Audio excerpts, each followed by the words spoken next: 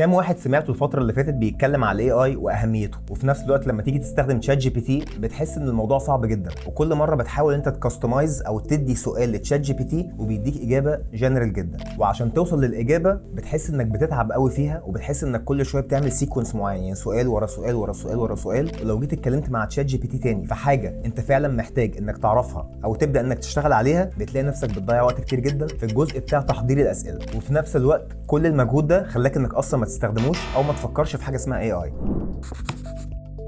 هي الفكره كلها انك فعلا ما عرفتش تفهم تشات جي بي تي بيشتغل ازاي او تقدر تديله الشخصيه بتاعته ازاي، وهغطي لك كل التفاصيل دي واقول لك ازاي بالظبط تقدر تستخدم تشات جي بي تي. بس الاول خليني اعرفك بنفسي. انا خالد رضوان، ممكن تكون عارفني من ال 100,000 فولور اللي موجودين سواء على فيسبوك او انستجرام او يوتيوب او تيك توك، وممكن تكون عمرك ما شفتني قبل كده. الفكره كلها ان انا بحاول اعلم الناس او اعلمك ازاي فعلا تعمل فلوس اونلاين، وبداتها الاول بالكورس بتاع دروب شيبنج، كورس 9 ساعات بيخليك تاخد المشروع من اوله لاخره، وبحاول اشرحه بطريقه مختلفه تماما. ولما لقيت في كومنتس كتير جدا بتتكلم ان هم فريلانسرز او ناس نفسها انها تحاول تعمل فلوس اونلاين او تلاقي حاجه تساعدها في شغلها، دخلت في تشات جي بي تي، وبقالي 4 شهور كل اللي انا بعمله او بحاول اعمله ان انا اعرف تشات جي بي تي ده ازاي اقدر استغله اسوأ استغلال او اخليه المساعد بتاعي. واللي انا بعرضه لك النهارده مش هيحتاج اي نوع من الاكسبيرينس، فانا محتاج منك ان يكون عندك صفر خبره في تشات جي بي تي. الحاجه الوحيده اللي انا عايزها منك انك تكون بتعرف تعمل كوبي وبيست مش اكتر. خليني اقول لك الكتب دي فيها ايه بقى بالظبط. الفكره كلها انك عشان تعمل كاستمايزيشن او انك تعرف تشات جي بي تي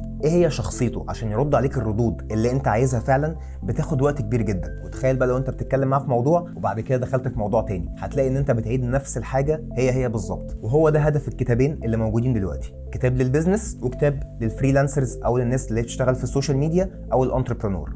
جمعت لك في كتابين حوالي 140 شخصيه. ال 140 شخصيه دول موجود فيهم ناس يا اما بتشتغل في البيزنس يا اما بتشتغل في مجالات تانية كتير جدا. فلو انت بتشتغل في كوربريت، مثال لو انت بياع، سبلاي تشين، فاينانس، اتش ار، او لو انت فريلانسر فانت كوبي رايتر، يوتيوبر، واي نوع من اليوتيوبرز، فهتلاقي عندك 140 شخصيه بشخصياتهم. يعني ايه بشخصياتهم؟ يعني كل اللي انت محتاج تعمله تاخد الشخصيه دي كوبي بيست وتحطها في تشات جي بي تي، وشتان الفرق اللي انت ممكن تشوفه في الرد بتاع تشات جي بي تي. مش بس كده، مديلك كمان مع كل شخصيه 15 برومبت او طريقه سؤال عشان يفتحوا دماغكم ايه هي الحاجات اللي ممكن فعلا تستغل تشات جي بي تي فيها، وتستغله بجد بقى المره دي مش هزار، عشان ما بقاش اديك الشخصيه بس وما تكونش عارف ازاي تستغل تشات جي بي تي. اللي ساعدني ان انا اعمل الكتابين دول هو الابديت اللي حصل في تشات جي بي تي في 2023، وهو ايه؟ حاجه اسمها كاستم انستراكشنز او جي بي تي انستراكشن. لو انت بتنرول في تشات جي بي تي اللي ب $20 في الشهر، ده موجود وده موجود. الفكره كلها في ايه؟ الكاستم انستراكشنز بتخليك تحط كلام معين تدي شخصيه للتشات جي بي تي بتاعك، يعني بالتالي تشات جي بي تي مش هيرد عليك الرد الجنرال اللي انت فاكره او اللي الناس كلها بتشتكي منه وما بتعرفش تستفيد بيه. فلو انت على تشات جي بي تي 3.5 تقدر تحط الكاستم انستراكشنز دي في الجزء اللي فوق والجزء اللي تحت. ولو انت عندك جي بي تي 4 اللي هو طبعا فيه اختلاف كبير جدا في الردود بتاعه تشات جي بي تي، بتحط الفورمولا كلها اللي انا مديها لك في الكتاب كوبي وبيست. وعشان تعرف اكتر ايه هي الشخصيات، هتلاقي في الويب سايت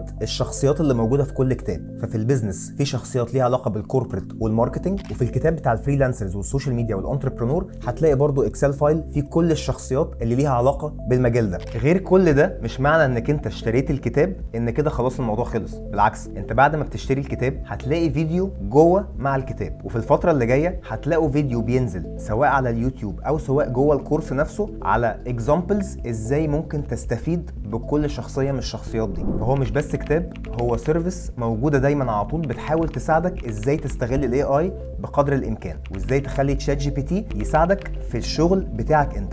وفي نهايه الموضوع انا كل اللي انا بحاول اعمله اساعدك فعلا ازاي تستغل تشات جي بي تي او الاي اي، سواء في شغلك، سواء انك ما تضيعش وقت اكتر من كده، او سواء انك تستغله عشان تقدر تعمل بيه فلوس اكتر مع العملاء اللي عندك. فحاول فعلا تبدا تستغل الفرصه دي انك تبدا تفرق نفسك عن كل اللي حواليك، وتبدا تستخدم الاي اي في حياتك ايا كان بتشتغل ايه. سلام عليكم.